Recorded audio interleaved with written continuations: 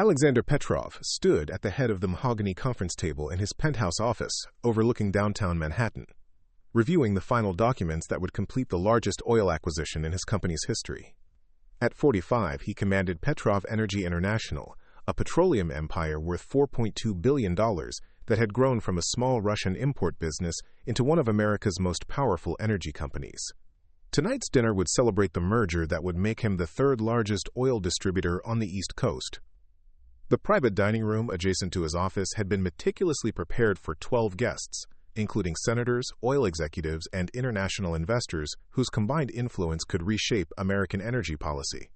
Crystal stemware from Prague caught the light from antique chandeliers, while servers arranged imported Russian delicacies on plates worth more than most people's monthly salaries. "Mr. Petrov," his assistant announced from the doorway, "your guests will begin arriving in 30 minutes. The catering staff has finished their preparations." Alexander nodded, straightening his Italian silk tie as he mentally rehearsed the evening's presentation. This merger had taken 3 years to negotiate, overcoming regulatory challenges and political opposition from those who questioned the wisdom of allowing a Russian-born businessman to control such vast American energy resources. Tonight would silence his critics and cement his position as an unassailable force in the industry. A soft knock interrupted his thoughts. "Excuse me, sir," came a quiet voice with a heavy Russian accent. "I need to finish cleaning the dining room." Alexander glanced toward the doorway where Katya Volkov stood with her cleaning cart, her gray uniform neat but showing the wear of years of hard labor. At 58, she had worked as the night cleaning supervisor for Petrov Energy International for 6 years, maintaining the executive floors with the same invisible efficiency that made her valuable to the wealthy families and corporations she served throughout her 20-year career in America. "Make it quick, Katya," Alexander replied in English, though he had been born in Russia himself. "This is the most important dinner in the company's history." "Da, господин Petrov," Katya responded, using the Russian form of address out of habit before catching herself. "Yes, sir, I will be very fast." Quote, Alexander barely acknowledged her as she began her final preparations, polishing water glasses and adjusting place settings with the meticulous attention to detail that had kept her employed despite her limited English and advanced age. To him, she was simply part of the building's infrastructure, as unremarkable and necessary as the heating system or elevator maintenance. What Alexander didn't know was that Katya Volkov had spent the previous 3 sleepless nights wrestling with a decision that would determine whether she remained an invisible cleaning lady or became an accessory to murder. 2 weeks earlier, she had been approached by someone who knew about her financial struggles, her husband's medical bills, her son's student loans, her own fear of deportation if she lost her job.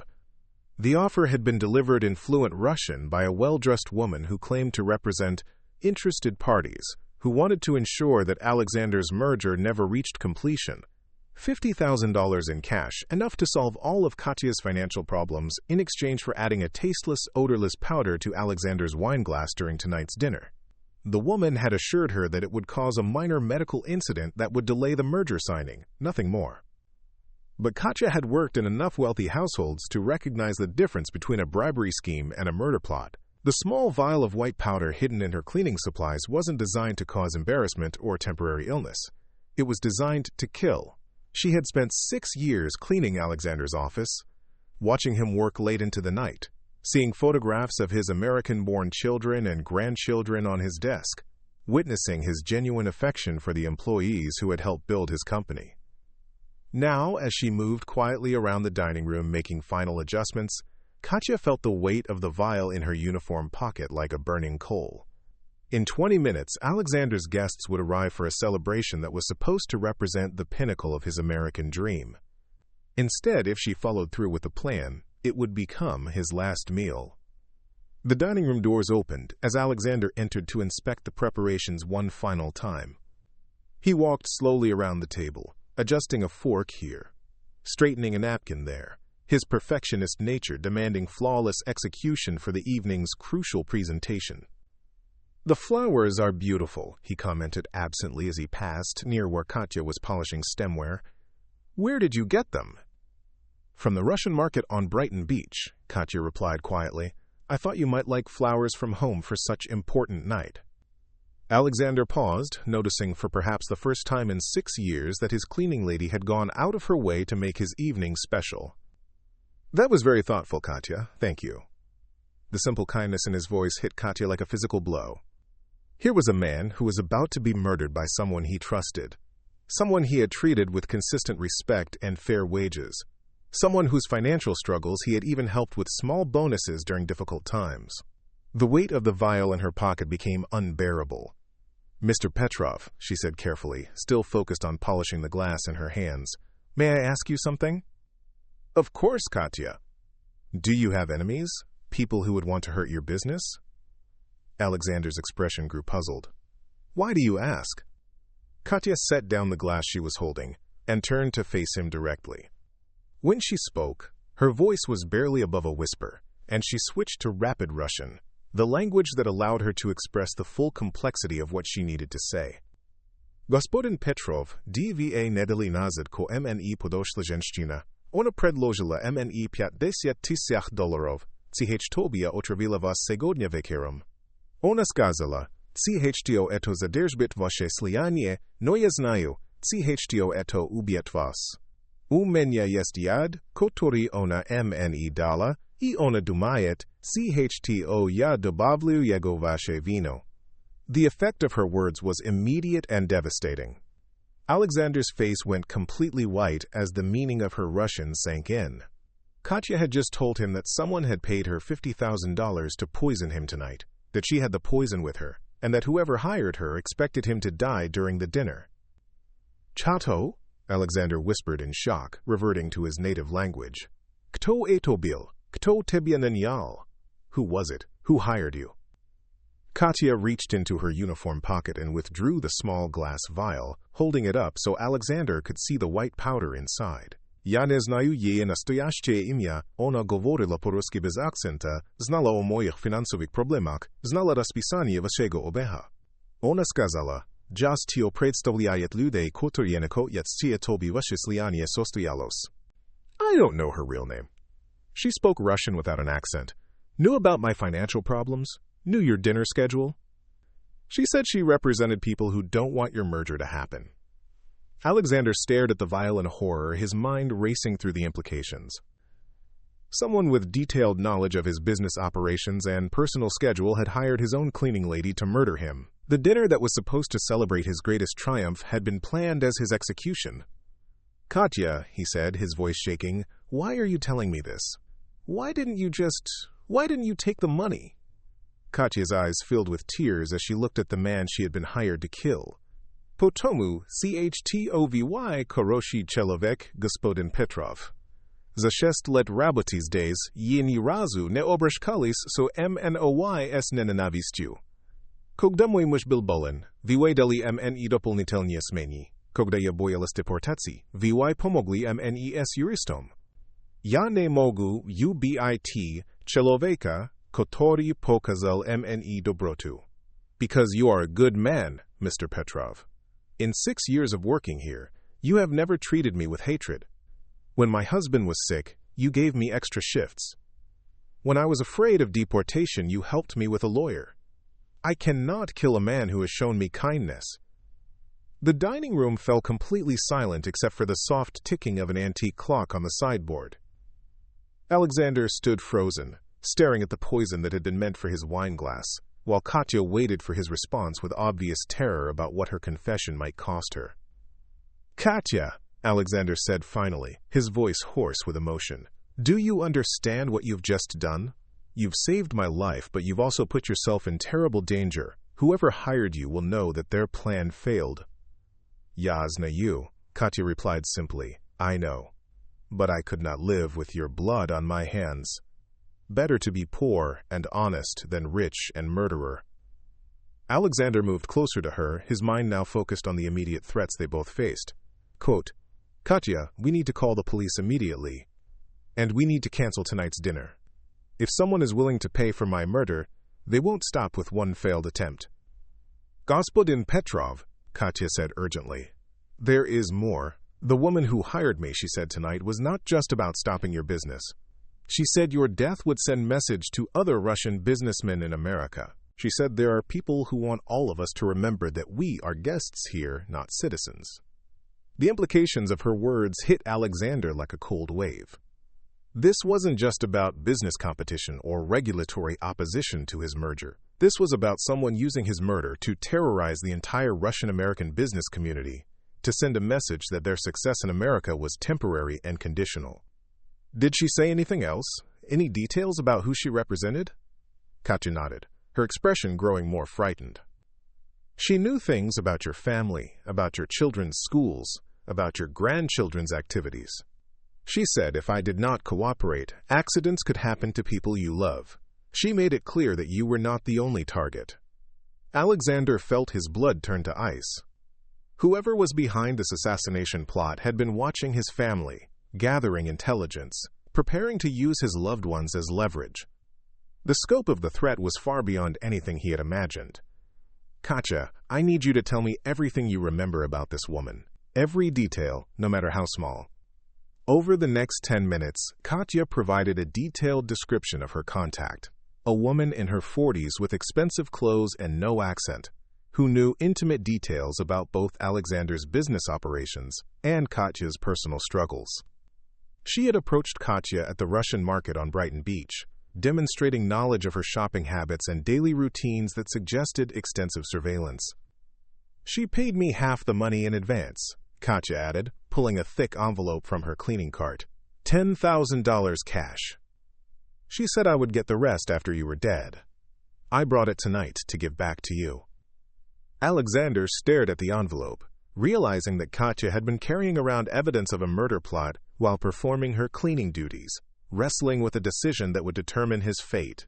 The courage it had taken for her to confess, knowing it would cost her the desperately needed money and potentially put her own life at risk, was beyond anything he could have imagined. Katya, keep the money. You've earned it by saving my life. But right now, we need to focus on making sure you're safe. Whoever hired you will realize their plan has failed when I don't die tonight. As if summoned by his words, Alexander's phone buzzed with a text message from an unknown number. Dinner should be starting soon. Hope you enjoy the wine. The message confirmed that someone was monitoring the evening's events, expecting to receive confirmation of his death. Alexander showed the text to Katya, whose face went pale as she realized the immediate danger they were both in. They're watching, Alexander said grimly. They expect me to die tonight, and when I don't, they'll know someone betrayed their plan. Alexander's mind raced through their options. Calling the police was necessary but would take time, and whoever was behind the plot clearly had resources and connections that suggested they wouldn't be easily caught. His guests would begin arriving in 10 minutes, expecting a celebration dinner that had been planned as a murder scene. Katya, I need you to listen carefully. We're going to call my head of security and the FBI, but first, we need to make sure you're protected. You've risked everything to save my life, and I won't let anything happen to you because of your courage. Katya's tears flowed freely now. Господин Petrov, I am just cleaning lady. No one will care what happens to me. I care, Alexander said firmly. And after tonight, everyone will know that you're the woman who exposed an assassination plot and saved lives. You're not just a cleaning lady, Katya. You're a hero. As Alexander reached for his phone to call the authorities, the dining room doors opened and his assistant appeared with the first arriving guests. The senator and his wife smiled broadly as they entered, completely unaware that they were stepping into what had been planned as a crime scene. Alexander, the senator called out cheerfully, ready to celebrate the deal of the century? Alexander looked at Katya, who nodded with quiet determination, then turned to face his guests with a smile that hid the knowledge that someone in his circle of trust had tried to have him murdered. Senator, there's been a change of plans, Alexander said calmly. Before we celebrate anything, I think you all need to hear a story about courage, loyalty, and a cleaning lady who speaks Russian well enough to save my life. As more guests filed into the dining room, Alexander prepared to reveal how Katya Volkov's whispered confession had exposed a murder plot and taught him that the most important protection for a man's life often comes from those he has always taken for granted.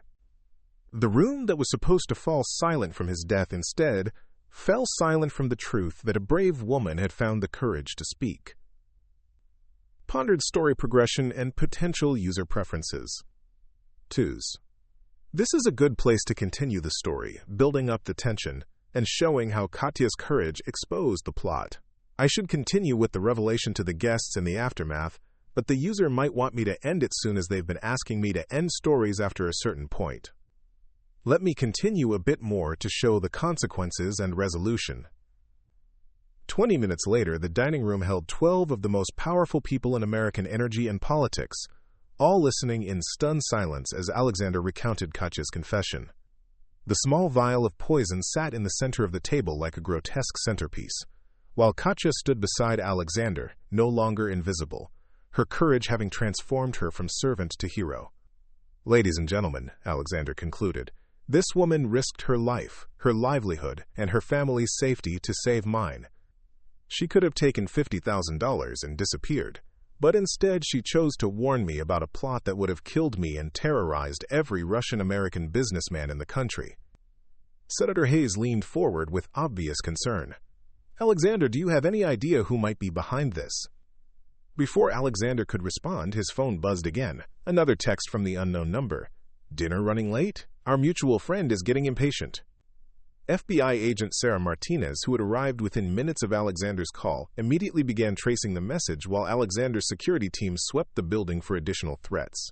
Katya provided detailed descriptions that led to security footage of her contact at the Russian market, while forensic specialists analyzed the poison that would have killed Alexander within minutes of consumption. "Mrs. Volkov," Agent Martinez said to Katya with obvious respect, "your decision to come forward has likely prevented not just Mr. Petrov's murder, but a coordinated campaign of intimidation against the Russian-American business community. This appears to be part of a larger conspiracy to destabilize international energy partnerships." Katya, who had spent 6 years invisible to these powerful people, now found herself at the center of their attention and gratitude. Senator Hayes approached her personally to thank her for her courage, while other guests pledged support for her family and protection from any retaliation. "Katya," Alexander said as the evening wound down, "I want you to know that your cleaning days are over, if that's what you choose. But more importantly, you've shown me that the people I should trust most are often the ones I've noticed least." 3 months later, Katya Volkov testified before a Senate committee investigating foreign interference in American energy markets, her testimony helping to expose a network of operatives working to eliminate Russian-American business leaders who had become too successful and influential. The woman who had hired her was arrested along with 6 co-conspirators, revealing a plot that extended far beyond Alexander's merger. Alexander's company established the Katya Volkov Foundation for Immigrant Workers, providing legal assistance and job training for those whose qualifications weren't recognized in America. Katya herself became the foundation's director, her courage having opened doors that her decades of honest work never could. The cleaning lady who whispered in Russian had done more than save one man's life. She had exposed the kind of hatred that thrives in silence and proved that moral courage speaks every language fluently. In the end, the room didn't fall silent from poison, but from the recognition that wisdom and integrity often wear uniforms and speak with accents, waiting patiently for the moment when staying quiet becomes impossible, and truth demands to be heard.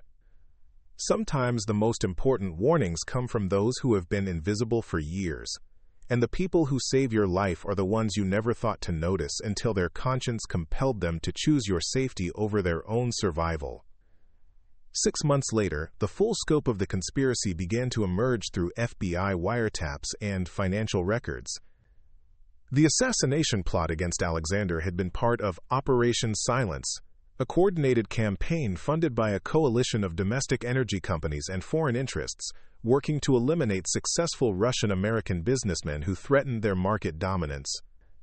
Alexander sat in his office, now equipped with bulletproof windows and a security detail, reading the latest intelligence report delivered by Agent Martinez. Katya entered carrying T, her new role as Director of Security Liaison, allowing her unprecedented access to information that had once been far above her clearance level. "The investigation has identified 12 other targets," Agent Martinez reported grimly. "All Russian-American business leaders in critical industries: energy, technology, defense contracting. You were supposed to be the first, meant to terrorize the others into selling their companies or leaving the country." Katya set down the tea service and pulled out a folder of her own. I have been contacted by 3 other cleaning ladies, all Russian or Eastern European, all approached with similar offers in the past year. They were too frightened to speak before, but after my testimony became public, they found courage to come forward. Alexander looked up from the intelligence report with interest. What did they tell you? The same woman who approached me also tried to recruit them, Katya replied. Her English noticeably improved after months of working with government investigators in media interviews. She knew intimate details about their employers' lives, their children's schools, their business schedules, but these other women were offered smaller amounts, 10,000, 20,000, to plant listening devices or steal documents rather than commit murder. Agent Martinez leaned forward intently. This suggests a much larger intelligence-gathering operation. They've been using domestic workers as unwitting assets for months, possibly years. Not unwitting, Katya corrected firmly. I spoke with these women at length. They knew what they were being asked to do was wrong, but they were desperate. Single mothers, supporting sick relatives afraid of deportation. The conspirators specifically targeted women with the most vulnerable situations. Alexander felt a familiar anger rising as he contemplated the calculated cruelty of the plot. They turned desperation into a weapon, using people's poverty against them. But also, Katya added with quiet pride, they underestimated our integrity. 4 women were approached. 3 refused outright, even when threatened.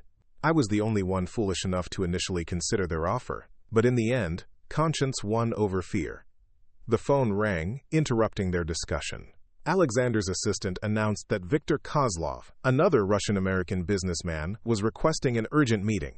Viktor owned a chain of high-tech manufacturing facilities and had been on the target list discovered by the FBI. 20 minutes later, Viktor sat across from Alexander, his usual confident demeanor replaced by obvious anxiety. Alexander, I received a message this morning. Someone knows about my family's location in Russia. They're threatening my grandchildren unless I withdraw from the defense contracts I've been awarded. Katya and Agent Martinez exchanged meaningful glances. The conspiracy was escalating, moving from assassination attempts to international blackmail involving family members in vulnerable countries. Victor, Alexander said carefully, have you noticed anything unusual about your household staff lately? Any new employees, any strange requests or offers? Victor's face went pale. My God, you think they've infiltrated my home? My wife just hired a new housekeeper last month, a Russian woman who came with excellent references. Agent Martinez immediately pulled out her phone. We need to get surveillance on your property immediately. If they're following the same pattern, they may have someone inside your house, gathering intelligence or positioned to harm your family. As the FBI mobilized to protect Victor's household, Katya made a suggestion that surprised everyone. I would like to meet this new housekeeper. If she is innocent, I can reassure her. If she is part of conspiracy, perhaps I can convince her to defect as I did. Absolutely not, Alexander said immediately. Katya, you've done enough. You've already risked your life once. We're not putting you in danger again. Mr. Petrov, Katya replied with gentle firmness. With respect, this is not finished. These people are still targeting our community, still using desperate women as weapons. I have become a symbol of resistance to them, but also a resource for women who are trapped in their schemes. I must help. Agent Martinez considered the proposal. Mrs. Volkov does have a unique ability to connect with potential assets in ways that federal agents cannot. She understands the cultural and economic pressures these women face. It's too dangerous, Alexander insisted. If they realize Katya is actively working to undermine their operations, they'll target her directly. They already are targeting me, Katya pointed out. I receive threatening phone calls twice a week. Someone follows me home from the grocery store. They vandalized my son's car last month. Hiding from them will not make me safer. Only stopping them will. Over the next 2 hours, they developed a plan that would allow Katya to approach Victor's new housekeeper while maintaining her safety. The FBI would provide surveillance and backup, while Alexander's security team would monitor communications for any signs that the conspiracy had detected their counter-operation. That evening, Katya stood on the steps of Viktor Kozlov's Greenwich estate, carrying cleaning supplies and wearing a simple uniform that made her look like any domestic worker arriving for an evening shift. Hidden in her jacket was a recording device and an emergency beacon that would summon help if she encountered trouble. The new housekeeper, Anya Petrov, answered the door with obvious suspicion. She was younger than Katya, perhaps 35, with the nervous energy of someone constantly looking over her shoulder. When Katya spoke to her in Russian, explaining that she was helping train new staff, Anya's relief was visible. "Thank God someone who speaks proper Russian," Anya said, ushering Katya inside. "This family speaks English so fast, and my understanding is still limited." As they worked together cleaning the main reception room, Katya carefully probed Anya's background and motivations. What she discovered confirmed their worst fears. Anya had been approached by the same organization that had targeted Katya, but her assignment was more complex than simple poisoning. "They want me to document everything," Anya whispered in Russian as they polished silver in the dining room. "Every phone call, every visitor, every business document Mr. Kozlov leaves where I can see it. They pay me $2,000 per month, plus they promise to help my brother get out of prison in St. Petersburg." Katya looked into Anya's frightened eyes and saw her own past reflected there. "Anya, they will never free your brother. But if you help us stop them, the FBI can negotiate his release through proper diplomatic channels." 2 months later, the conspiracy collapsed as 18 domestic workers testified against their handlers, leading to the largest foreign interference prosecution in FBI history. Anya's brother was freed through legitimate prisoner exchange programs, while the network that had exploited desperate women was dismantled completely. Alexander stood beside Katya at the congressional hearing where she received the Presidential Medal of Freedom for civilian courage. "The cleaning lady who whispered in Russian didn't just save my life," he told the assembled dignitaries. "She saved an entire community by proving that the most powerful weapon against corruption is a conscience that refuses to stay silent." The room fell silent not from poison, but from the recognition that heroism often wears a uniform and speaks with an accent, waiting patiently for the moment when doing right becomes more important than staying safe.